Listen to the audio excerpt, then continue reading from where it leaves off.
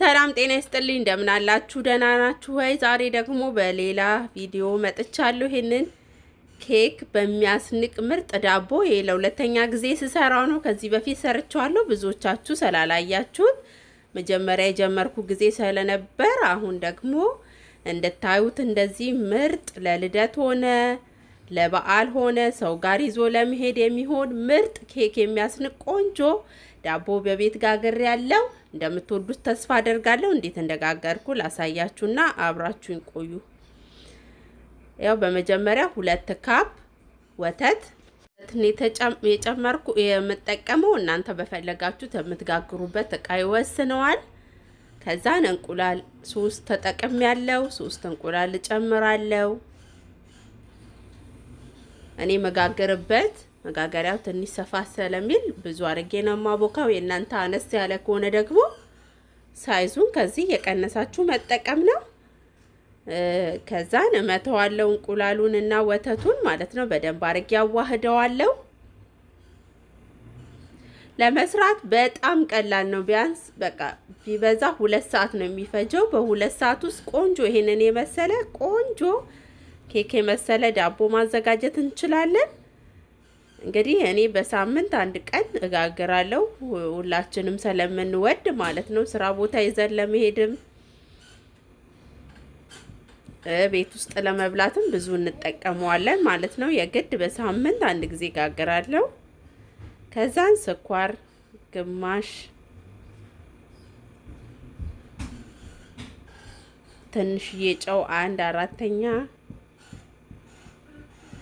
ከዛን ግማሽ ኩባያ ደግሞ ዘይት ኦሊቭ ኦይል ነው የተጠቀምኩት። እናንተ የትኛውንም መጠቀም ትችላላችሁ። እነሱን እስኪ ማሟልኝ ስኳሩና ጨው እንደዚህ አማስለዋለሁ።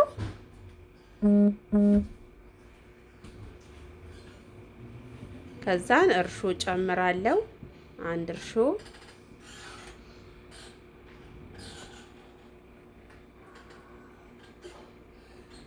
ከዛን ቤኪንግ ፓውደሩን ጨምራለሁ። ከዛን እነሱን አብሬ ደግሞ ቀላቀላቸዋለሁ ማለት ነው። እንደዚህ ለትንሽ ደቂቃ አማስለዋለሁ፣ ቢያንስ ለ1 ደቂቃ ምናምን። ከዛን እዚሁ እንትኑን ሪዛልቱን ማየው ወዲያው እርሾ ኩፍ የሚያደርግ ከሆነ ኩፍ እያለልኝ ነው የሚሄደው።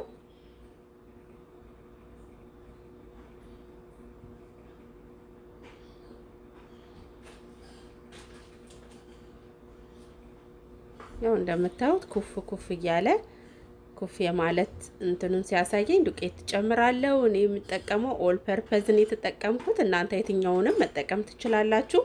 ኦርጋኒክ ኦል ፐርፐዝ የሚለውን ዱቄት ነው የተጠቀምኩት። ይኸው እንደምታዩት እርሾ ኩፍ እያለልኝ ነው ማለት ነው። ከዛን ዱቄቱን ይኸው ኩፍ ብሏል እርሾ ማለት ነው። አሁን ዱቄቱን እጨምራለሁ ማለት ነው። ዱቄቱን እያያችሁ እስኪወፍር ድረስ ዝም ብሎ መቀላቀል ብቻ ነው። አላሸውም። ያዘጋጀሁት ውህድና ዱቄቱ እስኪዋሃድልኝ በደንብ ደረቅ ብሎ እስኪዋሃድልኝ ድረስ አማስለዋለሁ። ወፈር ሲልልኝ አቆማለሁ ማለት ነው። እንዲጋረኩኝ የጨመርኩኝ ዱቄት እያየው እየጨመርኩኝ አዋህደዋለሁ ማለት ነው። ይሄን ዳቦ ከምወደው ነገር አንዱ ቀላል ነው። ምንም አይከብድም። ማሸት እያሸን ብዙ ሰዓት አያደክመኝም።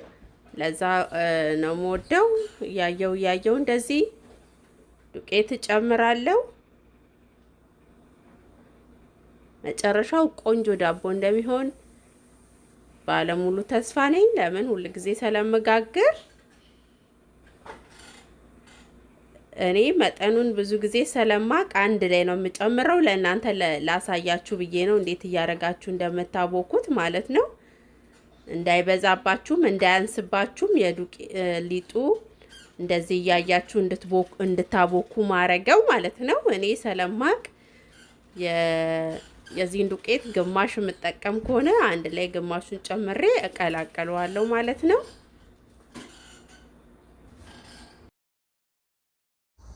ያው እንደዚህ እያረኩ በደንብ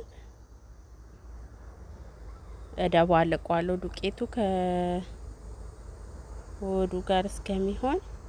ለስላሳ መሆን የለበትም፣ መጠንከር አለበት።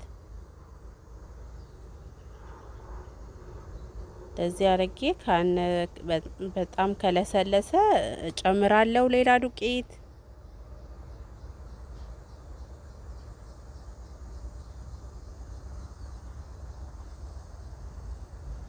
እንዲያርጋችሁ በደንብ አደባልቁት ዱቄቱና በደንብ ዱቄት እስከ መጨረሻው ድረስ እስከማይኖር ሳህኑ ላይ በጣም እርግጠኛ መሆን አለባችሁ። አሽቼ ሊጡ ኩፍ ሲልልኝ ተመልሼ እመጣለሁ ለሰዓት ላለመፍጀት። ያው ሊጤ ኩፍ ብሏል እንደዚህ ደብል ሆኖ አሁን ያው በደንብ ኩፍ ብሏል። አሁን ወደ መጋገሩ እንዴት እንደማዘጋጅ ወደ ማዘጋጅበት እናረጋለን።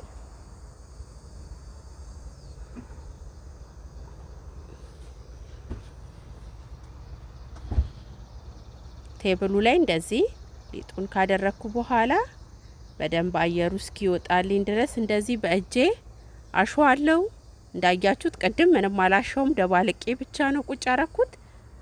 አሁን ደግሞ እንደዚህ በደንብ እያረኩኝ አየሩ እስኪወጣና በደንብ አርጌ ቆንጆ ዳቦ እንዲወጣልኝ አሁን ነው ማሸው። ቢያንስ 5-10 ደቂቃ በደንብ አርጋችሁ ሹት። ቆንጆ ዳቦ እንዲወጣላችሁ ቢያንስ 5 ደቂቃ ይበቃል። ትንሽ እንደዚህ ዱቄት እያረኩኝ በደንብ እዚህ ላይ በደንብ አሸዋለሁ ሊጡን ማለት ነው።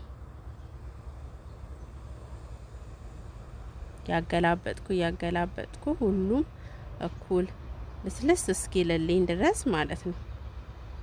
በደንብ አርጌ እዚህ ላይ አሸዋለሁ።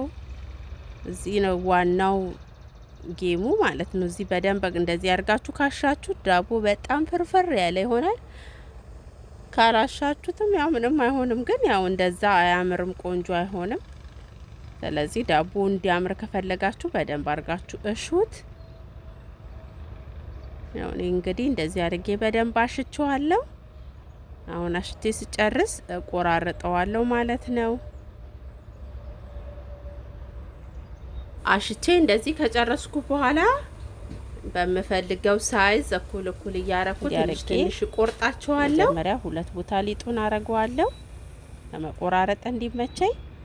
ከዛን በእጄ እየለካው አንድ አይነት ሳይዝ እንዲኖራቸው እያረኩ ትንሽ ቆራረጣቸዋለሁ ማለት ነው።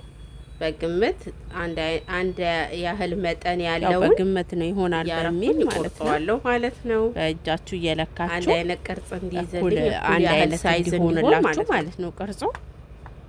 እኔ እንግዲህ እንደዚህ እያረኩኝ እንደዚህ አነሳ አርጌ ቆራረጫቸዋለሁ በእጄ እንደዚህ እየገመጥኩኝ ማለት ነው።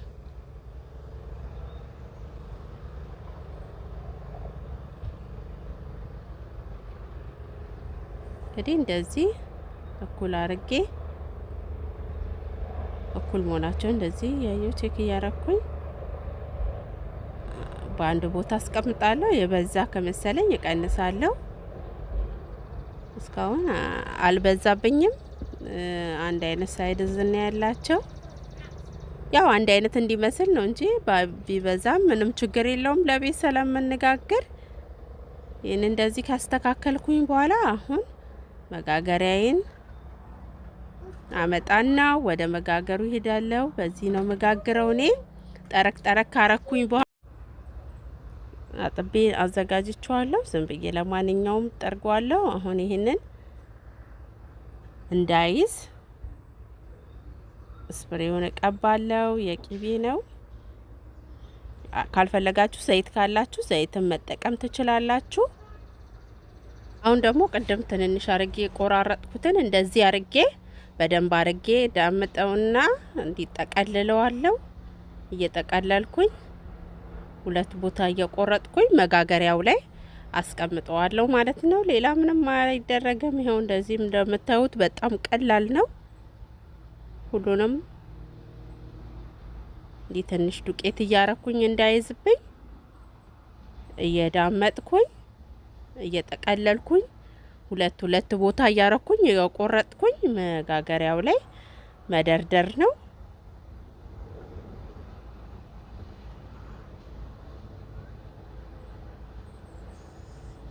ደርድሬ ስጨርስ ተመልሼ እመጣለሁ ማለት ነው። ያው እንደምታዩት ሁሉንም እንደዚህ አርጌ ቆራርጬ በመጋገሪያዬ ላይ ደርድሬዋለሁ። አሁን አንድ አስኳሉን የብጫውን ፓርት ብቻ እንቁላል እንደዚህ አውጥቼ መታውና እቀባዋለሁ ላዩ ላይ። ዳቦ ተጋግሮ ሲወጣ በጣም የሚያምር ከለር እንዲኖረው ያረጋል። እኔ እንደዛ አረጋለሁ። ካልፈለጋችሁ ደግሞ ዘይትን መጠቀም ትችላላችሁ። አይ ካላችሁ ደግሞ ከበሰለ በኋላም ሲወጣ ከላዩ ላይ ዘይት ነገር ቀባ ቀባ ማረግ ትችላላችሁ፣ ወዛምና ያማረ እንዲሆን።